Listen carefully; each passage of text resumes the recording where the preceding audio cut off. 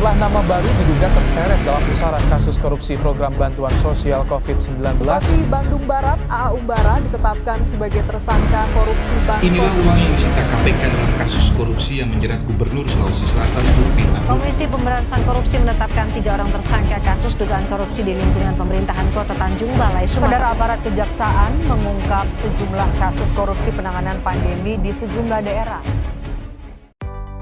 Assalamualaikum warahmatullahi wabarakatuh. Salam sejahtera bagi kita semua. Om Swastiastu, Namo Buddhaya, dan salam kebajikan. Pada kesempatan kali ini, kami dari kelompok 4 yang terdiri dari Singgitci Prashesti, Eka Kartika, dan saya sendiri, Fitri Andriani, akan mempresentasikan salah satu topik isu global yang terjadi pada saat ini, yaitu mengenai isu korupsi. Di video presentasi ini, ada 4 bahasan penting yang akan kita ulas satu persatu secara mendalam.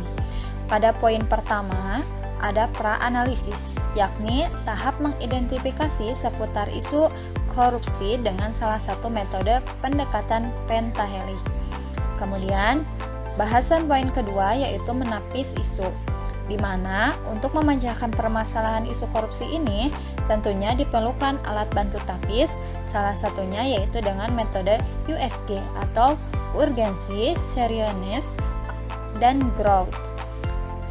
Kemudian setelah menentukan teknik pemecahan, maka langkah selanjutnya adalah menganalisis isu, di mana pada tahap ini akar permasalahan dari isu korupsi dianalisis dengan menggunakan pendekatan atau metode Fishbone atau SWOT.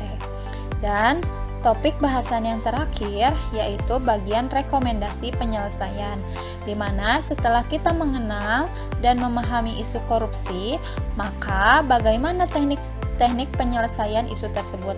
Adapun salah satu metode yang digunakan yakni metode Tebal. Nah, sebelum kita mengetahui lebih detail, kita harus tahu terlebih dahulu apa itu korupsi.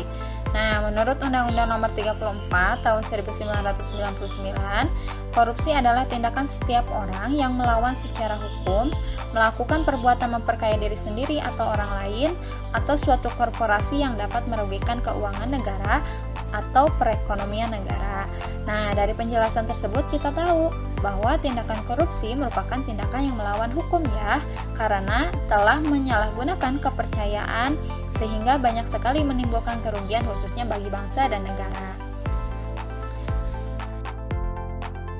Tentunya apa sih yang melatar belakangi seseorang bisa melakukan tindak korupsi?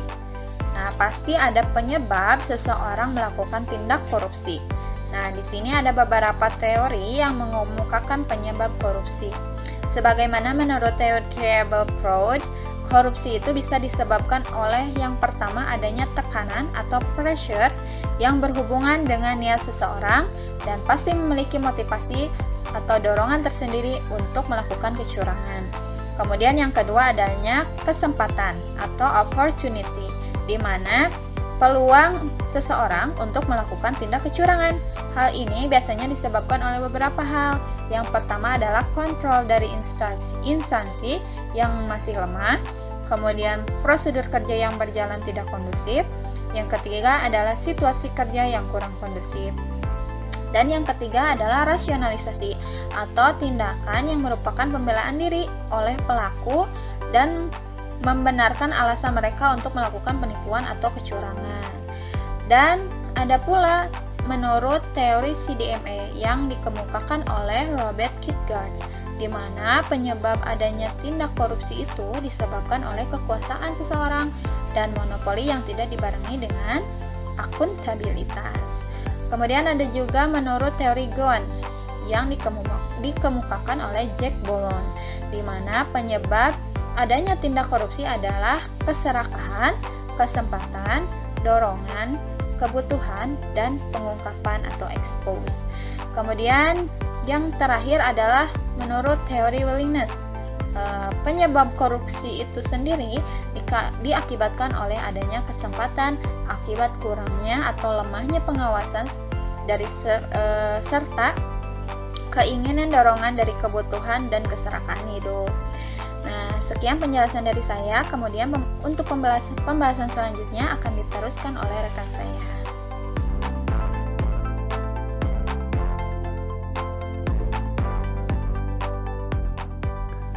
Selanjutnya, terdapat 12 modus korupsi yang terjadi di Indonesia pada tahun 2020.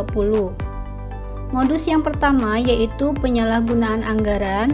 Terjadi 8 kasus sebesar 2,6 miliar nilai kerugian negara. Modus yang kedua yaitu suap dengan nilai suap sebesar 1,1 miliar rupiah. Yang ketiga, modus penyunatan atau pemotongan terjadi 6 kasus dengan nilai kerugian negara 8,5 miliar rupiah.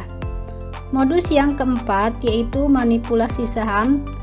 Terdapat 4 kasus dengan nilai kerugian negara 16,9 triliun rupiah. Lalu modus yang kelima yaitu gratifikasi. Terjadi 2 kasus dengan nilai suap atau gratifikasi sebesar 19,1 miliar rupiah. Lalu modus yang keenam yaitu anggaran dana. Terjadi 1 kasus dengan nilai kerugian negara sebesar 1,5 miliar. Modus yang ketujuh yaitu penggelapan. Terjadi 47 kasus dengan nilai kerugian negara sebesar 233,7 miliar rupiah. Modus yang ke-8 yaitu markup. Terjadi 33 kasus dengan nilai kerugian negara sebesar 509 miliar. Lalu modus yang ke-9 yaitu kegiatan atau proyek fiktif. Terdapat 26 kasus dengan nilai kerugian negara 376,1 miliar. Lalu yang ke-10, laporan fiktif. Terjadi 14 kasus dengan nilai kerugian negara 48,4 miliar rupiah.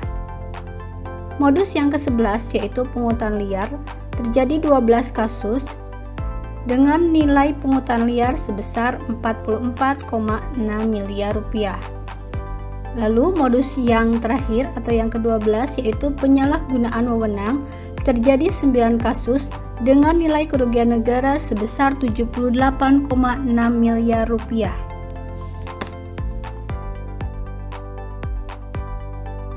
Di sini ada pra-analisis isu korupsi untuk metode pentahelix. Yang pertama yaitu dari pemerintah, yaitu kurangnya tingkat penyelesaian korupsi dengan kategori mega korupsi yang semakin hilang beritanya, dan kurangnya pencegahan praktek korupsi di bidang perizinan, ekspor, impor, pelayanan publik yang berhubungan langsung dengan masyarakat. Dari sisi masyarakat, yaitu rendahnya pengetahuan dan sikap pesimisif atau masa bodoh sebagian besar masyarakat terhadap upaya pemberantasan korupsi. Dari sisi akademisi, yaitu kurangnya pendidikan moral atau soft skill terkait dengan pembekalan dan pengajaran karakter jujur, integritas, tanggung jawab, etika dalam lingkungan berbangsa dan bernegara. Dari pengusaha, yaitu rendahnya komitmen para pengusaha untuk menciptakan dan membangun lingkungan bisnis yang berintegritas. Sedangkan dari sisi media, yaitu pemberitaan yang kurang menyeluruh dan lebih mementingkan rating dan keuntungan media.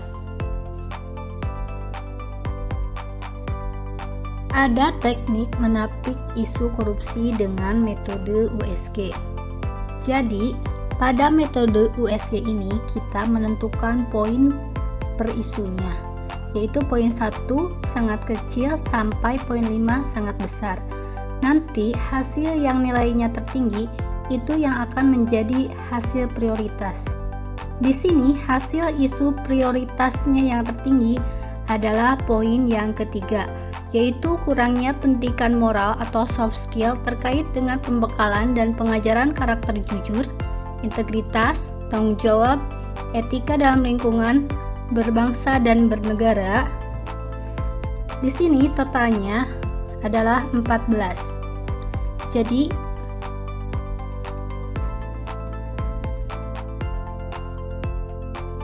kita juga dapat menggunakan metode fishbone diagram atau diagram tulang ikan.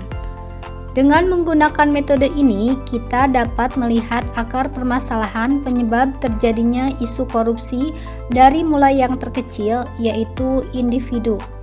Karena dianggap hal biasa dan rendahnya soft skill yang dimiliki individual itu sendiri. Selanjutnya, lingkungan, karena adanya sikap serakah dan berkembangnya kegiatan korupsi. Lalu di organisasi karena keteladanan pemimpin dan manajemen yang menutupi. Terakhir, dari segi aturan yaitu kelemahan perundang-undangan dan kurangnya tingkat penyelesaian penyidikan sehingga terjadi maraknya kasus korupsi. Saya Singgit Ciprahesti akan melanjutkan presentasi tentang analisis isu korupsi menggunakan metode SWOT. Yang pertama, strength atau kekuatan. Siapa yang memegang kekuatan? Pemerintah pemegang kekuasaan penuh dalam perumusan kebijakan terkait hukuman terhadap koruptor. Lembaga atau instansi adalah yang mengatur tentang penggunaan dana. Yang kedua, W atau weakness, artinya kelemahan, kurangnya koordinasi antar stakeholder terkait penyuluhan tentang dampak korupsi kepada masyarakat, pengawasan yang kurang oleh instansi atau lembaga terhadap penggunaan dana, rendahnya kesadaran akan pentingnya pendidikan moral atau peningkatan soft skill. O, opportunities atau peluang. Kemajuan teknologi dan banyaknya akademisi yang mampu membuat aplikasi untuk meningkatkan akuntabilitas. Pemerintah dengan anggarannya mampu meningkatkan pendapatan pegawai, mempermudah alur penggunaan dana. T, threats atau ancaman. Belum adanya kesadaran masyarakat terkait dampak yang ditimbulkan akibat korupsi. Kekuasaan yang dimiliki seseorang terhadap penggunaan dana dan besarnya kebutuhan tidak diimbangi dengan penghasilan. Yang selanjutnya, rekomendasi penyelesaian isu. Nah, untuk rekomendasi, kami mengambil penyebab berdasarkan metode USG, yaitu kurangnya pendidikan moral atau soft skill terkait dengan pembekalan dan pengajaran karakter jujur, integritas, tanggung jawab, etika dalam lingkungan berbangsa dan bernegara. Nah, berdasarkan penyebab hasil analisis menggunakan metode USG, ada beberapa rekomendasi penyelesaian isu. Apa saja alternatif penyelesaiannya? Yaitu pembuatan kurikulum pendidikan yang berfokus pada peningkatan soft skill sejak dini. Tahapan setiap alternatifnya bagaimana? Dari pihak pemerintah, khususnya Menteri Pendidikan, memperbaharui kurikulum pendidikan yang berfokus pada peningkatan soft skill. Masyarakat menerima dan mendukung program pemerintah. Akademisi melaksanakan kurikulum terbaru dan membuat bahan ajar yang sesuai dengan kurikulum. Dari pihak pengusaha, membantu para akademisi dengan mengadakan pelatihan-pelatihan peningkatan soft skill atau beasiswa untuk para akademisi. Dari pihak media, membantu mempublikasikan secara akurat sehingga informasi tersebar secara merata. Apa hasil yang diharapkan? Yaitu terciptanya calon pemimpin dan penerus bangsa yang berintegritas, jujur, bertanggung jawab, dan beretika dalam lingkungan berbangsa dan bernegara. Pihak mana saja yang terkait dalam penyelesaian isu korupsi tersebut, yaitu pemerintah, masyarakat, akademisi, pengusaha, dan media. Nah, itulah analisis kami tentang isu korupsi.